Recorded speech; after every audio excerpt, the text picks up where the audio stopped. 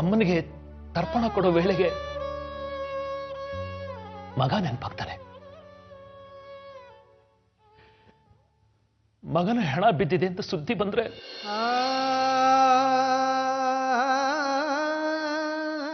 ಅಮ್ಮನ ಜೊತೆಗೆ ಮಗನಿಗೂ ತರ್ಪಣ ಕೊಡ್ಬೇಕಾಗತ್ತೆ.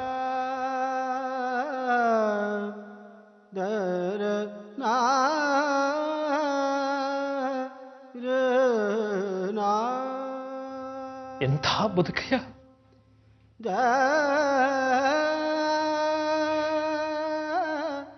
ಇಲ್ಲದೆ ಇರೋ ಅಮ್ಮನ್ನು ತೃಪ್ತಿಪಡಿಸುವ ಯೋಗ್ಯತೆ ಇಲ್ಲ ನನಗೆ.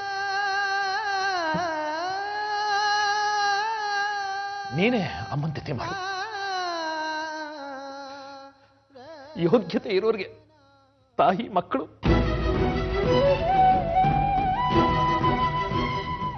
ಬೇಜಾರು ಮಾಡ್ಕೋಬೇಡ ಮಂಗಳ. ನಿನ್ನ ಮೇಲಿನ ಸಿಟ್ಟಿಗೆ ನಾನು ಊಟ ಬಿಟ್ಟು ಎದ್ದು ಹೋಗ್ತಿಲ್ಲ.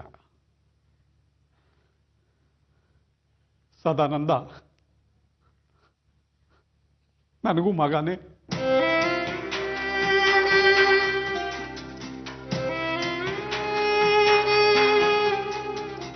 ದುರ್ಗಾಪುರದಲ್ಲಿ ಇರೋದೇ ಬೇಡ ಅನ್ಸ್ಬಿಟ್ಟಿದೆ.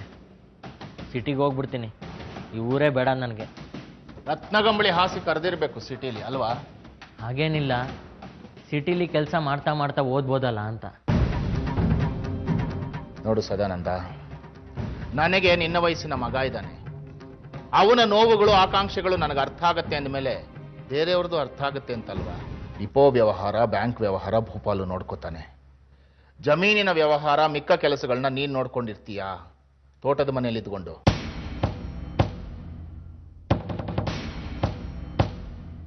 ಇಷ್ಟು ದಿವಸ ಕೆಲಸ ಇಲ್ಲ ಅಂತ ಹೇಳ್ತಿದ್ದೆ, ಇವಾಗ ಕೆಲಸ ಕೊಡ್ಬೇಕಾದ್ರೆ ಯಾಕೋ ಬೇಡ ಅಂತಿದ್ಯಾ? ನೀನೇನು ಹಾರೆ ಗುದ್ಲಿ ಹಿಡಿಬೇಕು ಅಂತೇನಿಲ್ಲಪ್ಪ, ಅದಕ್ಕೆ ಬೇರೆ ಕೆಲಸಗಾರರಿದ್ದಾರೆ. ಇರ್ತೀಯ ಸದಾನಂದ ನನ್ನ ಜೊತೆ ನನ್ನ ಕೆಲಸಗಳನ್ನ ಮಾಡಿಕೊಂಡು? ಮನೆ ವಾಪಸ್ ಪಡಿಬೇಕಂದ್ರೆ ದುಡಿಬೇಕು. ಇರ್ತೀನಿ ಬಿಡಿ. ಬಳಗತಾನ ದಣಿ ಸದಾನಂದ. ನಂಬೋದ್ರಿಗಳು ಹೇಳ್ದಾಗೆ ಉಪಯೋಗಕ್ಕೆ ಬರ್ತಾನ. ನೀತಿ ಕಥೆಗಳನ್ನ ಓದ್ಕೊಂಡು ಆದರ್ಶ ಅಂತ ಬೆಳೆದಿರೋ ಹುಡುಗ ಒಳಗೋದು ಸ್ವಲ್ಪ ಕಷ್ಟವೇ.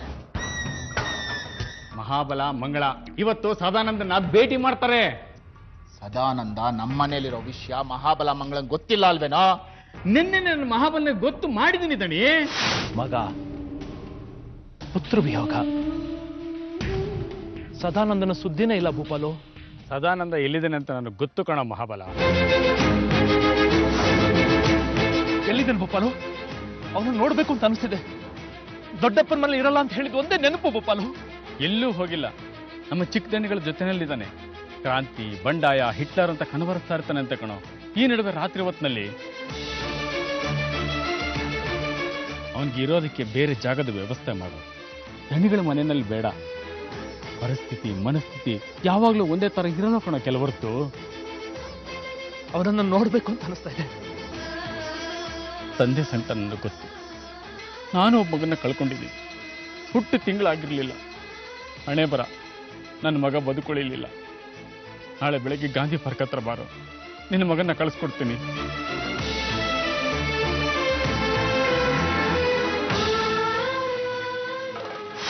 ಮಂಗಳ, ಮಹಾಬಲ, ಸದಾನಂದ ಗಾಂಧಿ ಪಾರ್ಕಲ್ಲಿ.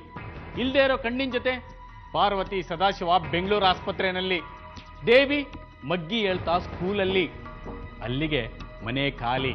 9 ವರ್ಷಗಳಿರೋ ಶಂಕ ನಿಮ್ಮ ಪಾದದಡಿಯಲ್ಲಿ. ಶಂಕಾನೋ ನಿಮ್ದು, ಪ್ರಪಂಚನೋ ನಿಮ್ದೆ ತಣಿ.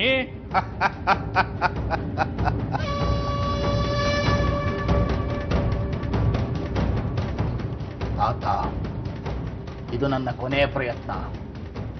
ಈ ಪ್ರಯತ್ನದಲ್ಲಿ 9 ಬರಗಳಿರೋ ಶಂಖ ನನ್ನ ಕೈ ಸೇರಬೇಕು. ಪ್ರವಾಹ ಮರೆತು ಕೂತ ಜನಕ್ಕೆ ನಿಮ್ಮ ನೆನಪು ಮಾಡ್ತೀನಿ. ಬರ್ತೀನಿ ತಾತ, 9 ಬರಗಳಿರೋ ಶಂಖದ ಜೊತೆ. ಸಾಕ್ಷಾತ್ ಅಮ್ಮನವರೇ ಎದುರಿಗೆ ಬಂದ್ರು ಎದುರಿಸ್ತೀನಿ.